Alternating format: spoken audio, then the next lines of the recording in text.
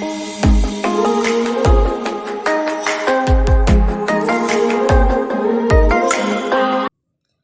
Hey guys, ये साक्षी और आपका मेरे यूट्यूब चैनल साक्षी यूनिक वर्ल्ड में स्वागत है।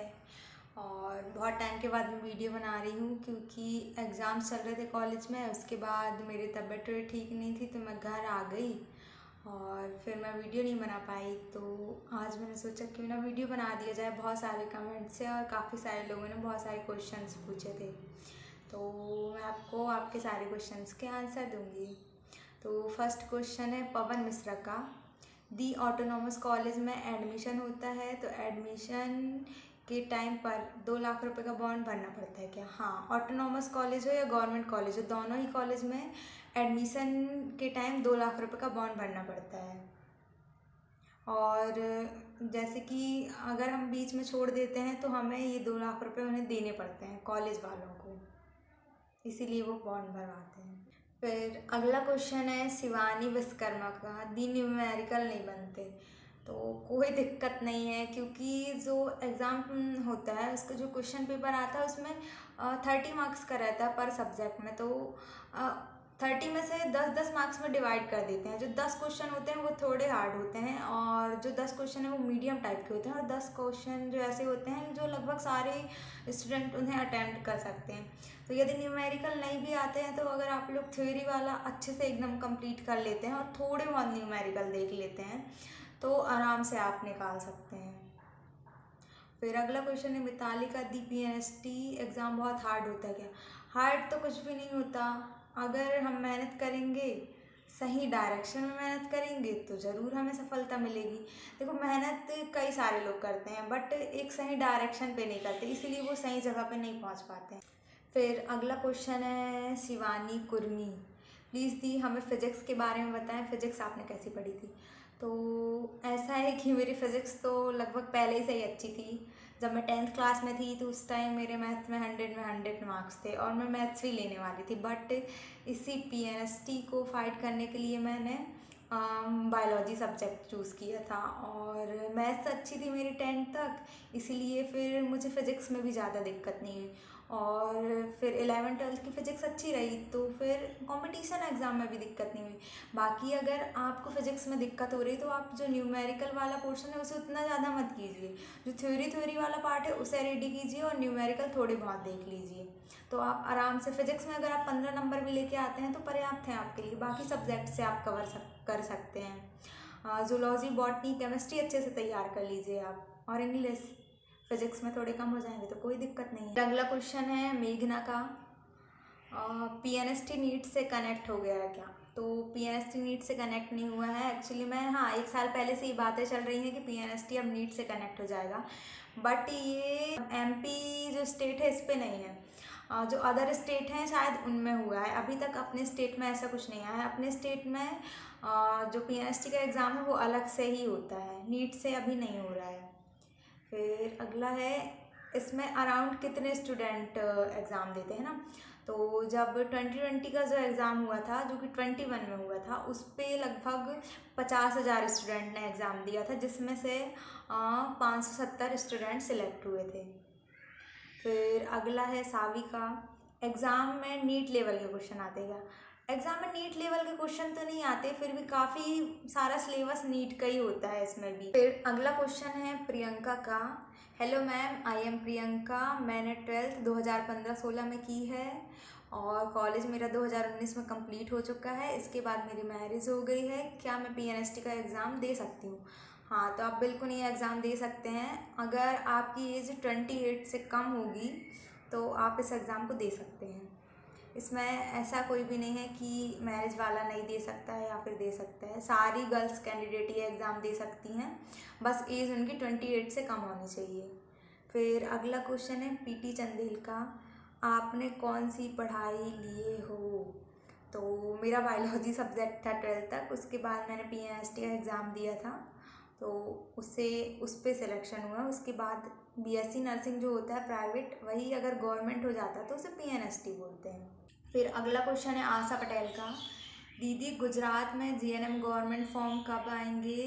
मुझे बहुत टेंशन हो रही है। तो आशा, आपको टेंशन लेने की बिल्कुल भी ज़रूरत नहीं है।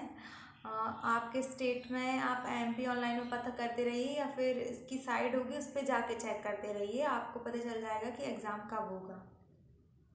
फिर अगला है सुहानी जाट, दी हॉस्टल में रहना ज़रूरी है क्या? हाँ, हॉस्टल में रहना ज़रूरी है, क्योंकि हम लोग के हॉस्टल पे भी बस हॉस्टल से 5 या 10 मिनट की दूरी पे एक लड़की का घर है वहीं सतना में, बट उसे फिर भी हॉस्टल पे ही रहना पड़ता है। बट सैटरडे और संडे को आउटिंग जब हमें मिलती है तो घर जा सकती है वो। उसके बाद अगला क्वेश्चन है अंकिता कोरी, दी पीएनएसटी के लिए कंप्यूटर सीखना चाहिए? नहीं, पीएनएसटी एग्ज़ाम के लिए कंप्यूटर सीखने की कोई ज़रूरत नहीं है। क्वेश्चन है रोशनी का, दी आपके कॉलेज में नीट के मार्क्स से एडमिशन होता है क्या? नहीं, पीएनएसटी का ही एग्ज़ाम होता है और उसी के मार्क्स से एडमिशन होता है। फिर अगला क्वेश्चन है पूजा गुरजार का, दिए क्वेश्चन का आंसर दो ना कि पीएनएसटी पास होने के बाद क्या हमें अपने पसंद का कॉलेज मिलता है? अगर हमारे हाई मार्क्स होते हैं तो हमें अपने पसंद का कॉलेज मिल जाता है, वरना अगर थोड़े कम मार्क्स होते हैं तो गवर्नमेंट जो कॉलेज हमें देती है वही मिलता है। यदि हम 90 से ऊपर मार्क्स लेके आते हैं, अब 85 से ऊपर मार्क्स लेके आते हैं तो हमें अपनी पसंद का कॉलेज मिल जाएगा। अगला क्वेश्चन है ऋतिक सोलंकी का, अभी टाइम बहुत कम है और एनसीईआरटी नहीं पढ़ सकते तो अरिहंत की बुक से पढ़ने सिलेक्शन हो जाएगा क्या? तो 1 मंथ का टाइम भी बहुत होता है और अभी तो एग्ज़ाम फॉर्म भी नहीं आए हैं, पर जल्दी ही आएंगे। तो वैसे आप चाहें तो 1 मंथ में 11th-12th एनसीईआरटी कंप्लीट ईजिली कर सकते हैं अगर आप प्रॉपर स्टडी को टाइम देते हैं तो। फिर अगला है मिताली, दी पीएनएसटी में 71+ मार्क्स रहेंगे तो सिलेक्शन हो सकता है क्या? तो कुछ कह नहीं सकते, अगर आपको गवर्नमेंट कॉलेज चाहिए तो इस बार कम से कम 75 से तो ऊपर ही लेके आना पड़ेगा, क्योंकि कंपटीशन बहुत ज़्यादा बढ़ गया है इस बार। अभी पिछले साल एग्ज़ाम नहीं हुआ तो आपके साथ एक्स्ट्रा बच्चे कंपटीशन करेंगे तो मार्क्स भी बहुत ज़्यादा लेके आने पड़ेंगे।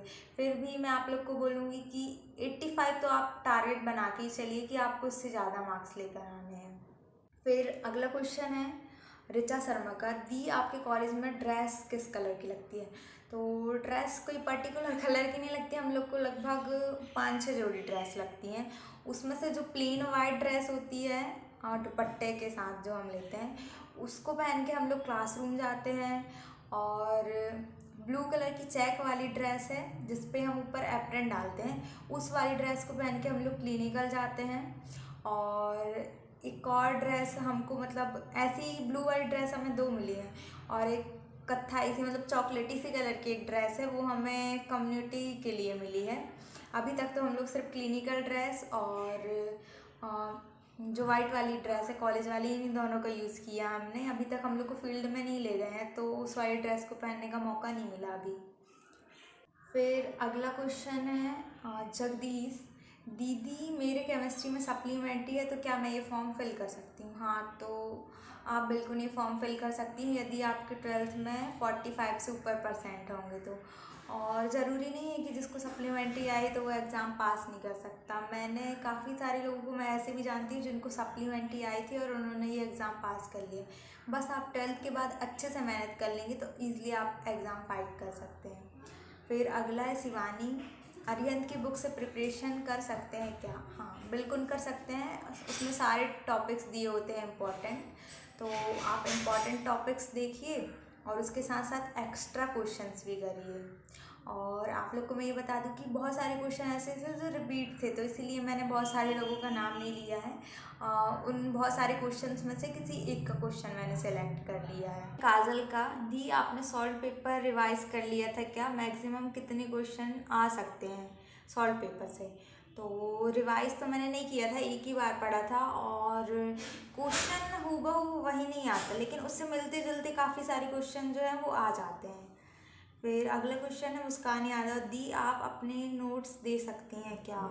नोट्स तो मैंने बनाए हैं, कोई खास नहीं है। 11th-12th के जो नोट्स थे उसी से पढ़े हैं और थोड़ा बहुत जो इम्पोर्टेंट चैप्टर्स थे उनको मैंने लिखा था, बाकी तो बुक्स और यूट्यूब वगैरह से ही देखा है मैंने भी। फिर अगला है अरविंद पाल, दी आपने ग्वालियर कॉलेज नहीं बताया। तो मैंने जिस मतलब गवर्नमेंट कॉलेज के बारे में बताया है, गवर्नमेंट कॉलेज के नाम बताए हैं, उसमें इनका क्वेश्चन है कि आपने ग्वालियर नहीं बताया। ग्वालियर ऑटोनोमस कॉलेज है। तो ऑटोनॉमस कॉलेज का मैंने अलग से वीडियो बनाया है, तो ऑटोनॉमस कॉलेज में ऑटोनॉमस कॉलेज का नाम बताया है।